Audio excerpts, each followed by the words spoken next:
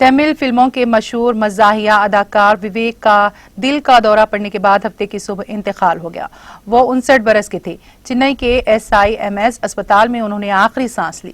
اداکار وویک کو جمعہ کو دل کا دورہ پڑنے کے بعد اسپتال میں داخل کرایا گیا تھا۔ ان کے کنبے میں اہلیہ اور بیٹی ہیں۔ اداکار وویک نے جمعرات کو ہی کورونا ویکسین کی پہلی خوراک لی تھی۔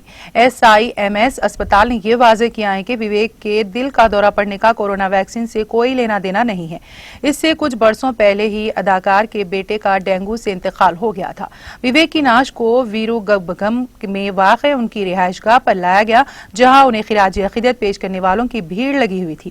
مشہور اداکار کو خراج عقیدت پیش کرنے والوں میں تمل فلم صنعت سے جڑے لوگوں کے علاوہ ان کے مداح بھی شامل ہیں۔